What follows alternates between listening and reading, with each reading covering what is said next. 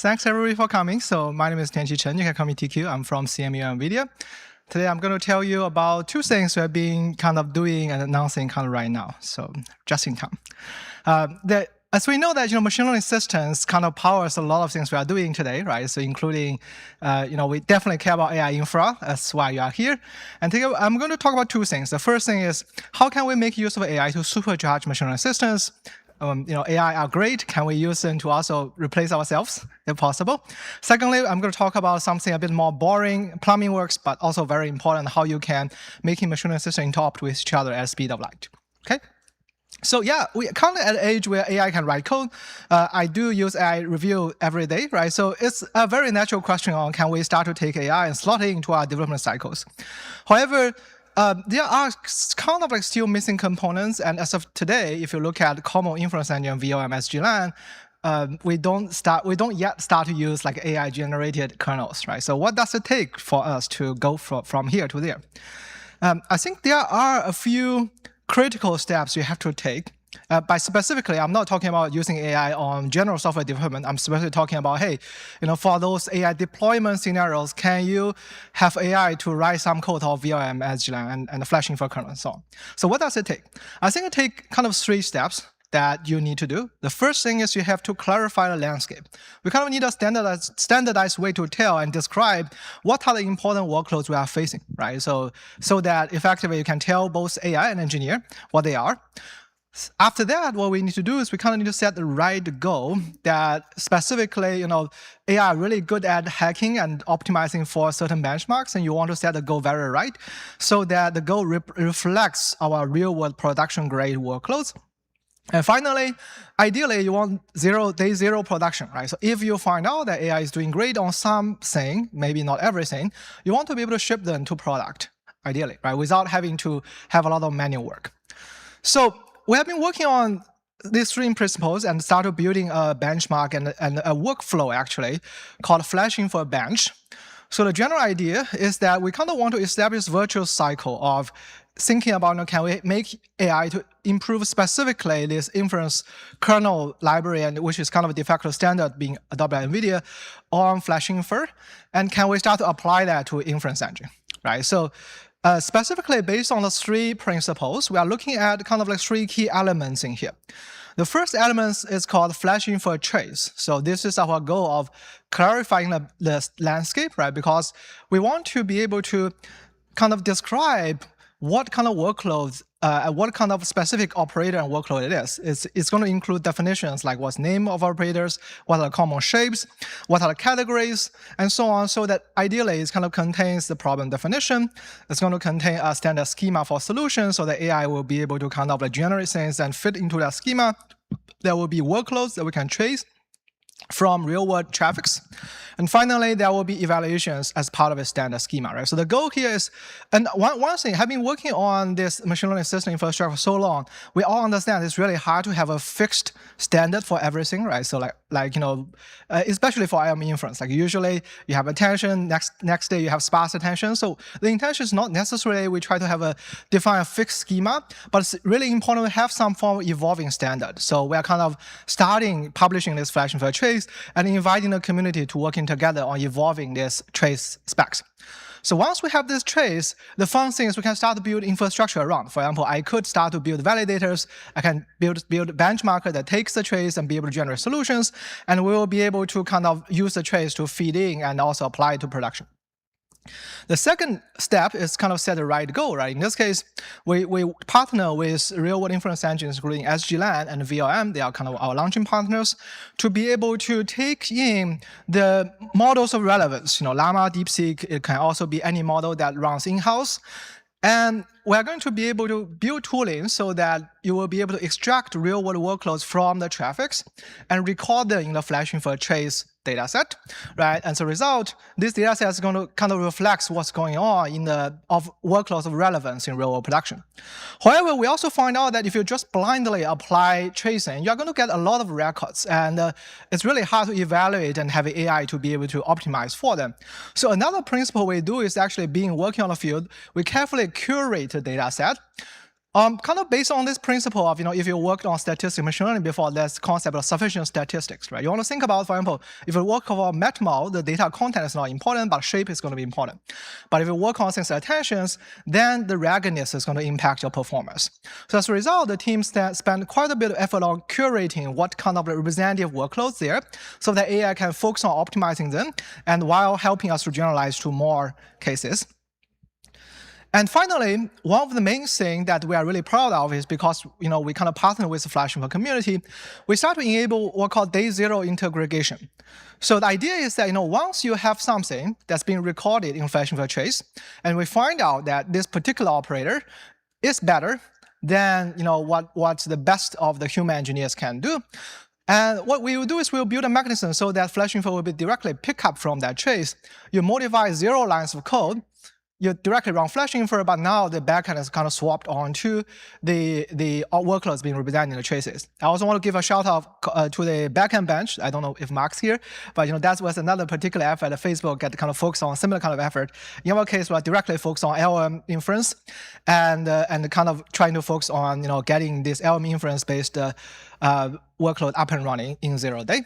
And it's kind of going to be officially supported by FlashInfo project moving onwards, and we're partnering with inference engines of VM and GLAN, so making sure that as long as the kernel is really being recorded, you will be able to apply day zero. And you can find that this particular infrastructure is going to be helpful for AI, but also going to be helpful for your engineers as well, right? Because it's also a very useful way for engineers to standardize, operationalize what they are doing, so that we can communicate on what are the important workloads, you record them on a trace, and hopefully we can use it to validate whether or not your particular kernel is getting better.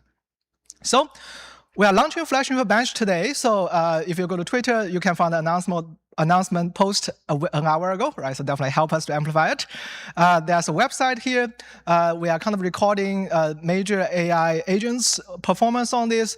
A high-level takeaway is that AI are not doing better, at least for these important workloads. But our goal here is we want to be able to at least get ready, right? So that, and I believe like with the right Go and rest of the tools, we will get there faster. So that's the first part. So first part is exciting, right? So kind of using AI, but there's also another part I'm more excited about, actually, personally, is how we can make machine learning systems to interoperate with each other faster. So if you look at the state today, you can find that we're kind of at a really exciting time where kind of AI infrastructure is driving us forward, right? There are so many components here. We can see things like compilers being used. We have Python environment, we have PyTorch, JAX. There are also environments like NumPython is still important. Like I want to be able to port my models to automotive, for example, which is usually NumPython.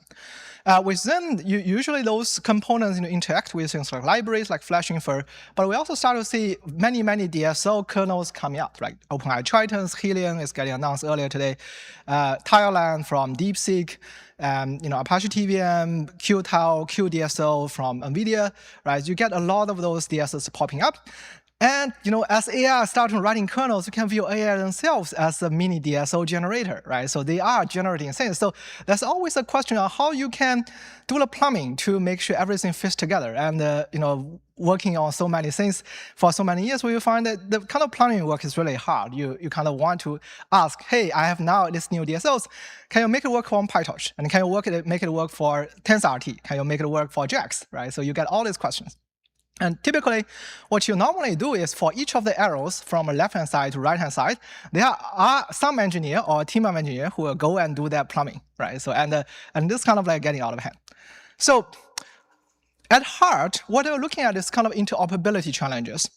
This interoperability challenge means that there are two challenges. The first challenge is called ABI, which means that if you take, say, a tensor from PyTorch today, you cannot directly pass it to JAX, right? Because they fundamentally, in memory, they kind of different things. But ideally, you want to do that because why not? And in a lot of cases, if you have a kind of PyTorch tensor, maybe you want to pass that to QDSL, right? You kind of need to do a bit of mangling work to making sure that works. And this is usually maps to what we call ABI. Another problem is called FFI, which is, fundamentally, if you look at the machine learning systems, they are cross-language. Like, the most fundamental thing is, Python and C++, right? Usually, if you want to get performance, it's in C++. You want flexibility, your Python, they have the go cross language. If you have working on DSL, each DSL is their own mini language, right? They you want to consider how a DSL interact with Python, or how it does interact with C++, and so on. So there are kind of two ways out. If you start looking at this FFI challenge, you'll find that it's really hard because they are in nature different languages and they don't work together by design. So how can we do that? There are two possible ways. One way is let's try to design a completely new programming language and maybe rewrite everything in that programming language. Right? That's one possible way. But the ecosystem is not working in that way today. Right? The ecosystem is diverse by nature. So one of the things we want to do is, hey, can we try to focus on sustainable interoperability and making sure that cross-language FFI is a first-class concern and do a deliberate trade-off here since we are in AI Infra Summit, right? So ideally, if we can focus on AI infrastructure and the machine learning system, there's some hope. So today, I'm very excited to share some effort that I've been working on in the past 1 year that I personally have been writing code for and really excited about. So it's called TVM FFI. So it's in short, it's an open ABI convention and FFI for machine learning systems. It's kind of designed be independent from a specific compiler or framework. So you can use it in PyTorch, you can use it in JAX, you can use it in your DSLs. And it kind of evolved from multiple years of development in my Apache TVM project, but we can isolate it out as an open standard component now. And the key elements include we use kind of a standard in-memory tensor representation, so you can zero copy exchange with existing frameworks. You will be able to have a stable C ABI so that different languages will be able to interact with it. And we have first-class Python and PyTorch support. Okay. And with that, at a high level, what we'll be able to do is we can ship one library for almost all your machine learning system needs.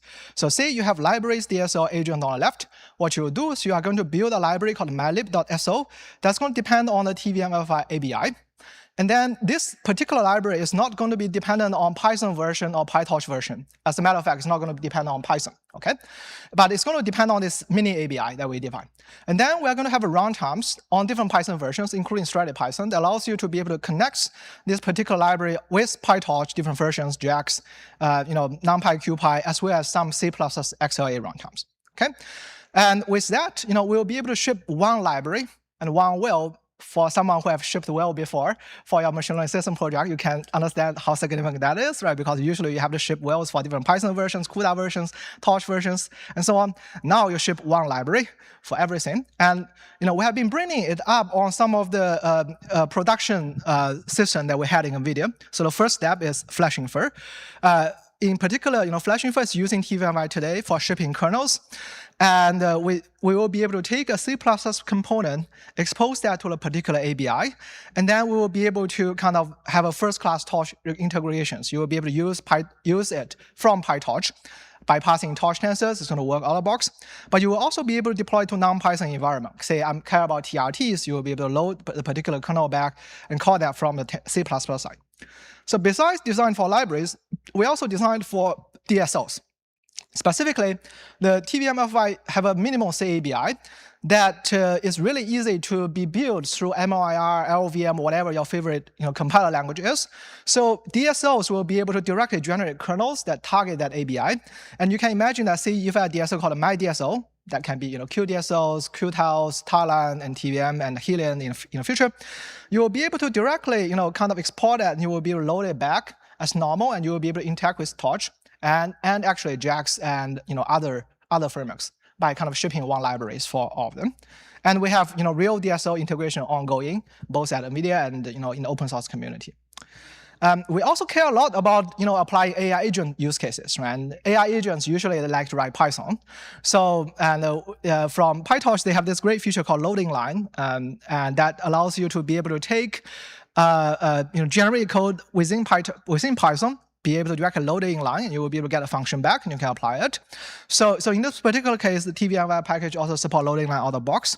You will be able to write CUDA-C inline, load it back, and put it onto your favorite machine learning frameworks.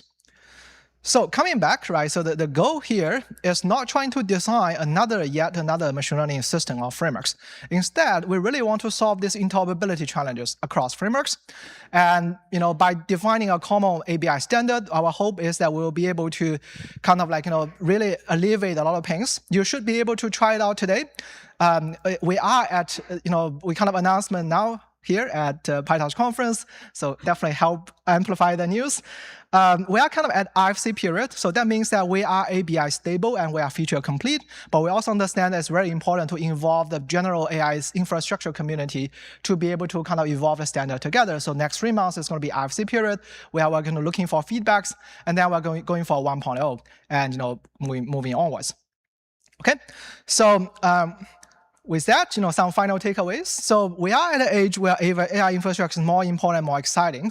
And a lot of cases, you will find that we kind of want to build supporting infrastructure to both make AI shine, right, but also making all those components generated by AI and human working together in a very organic way. As a result, interoperability and virtuous feedback become very important. And I just have a call, let's work together, accelerate everything to amplify machine learning system ecosystem. Thank you. I'm going to hand out to the next speakers.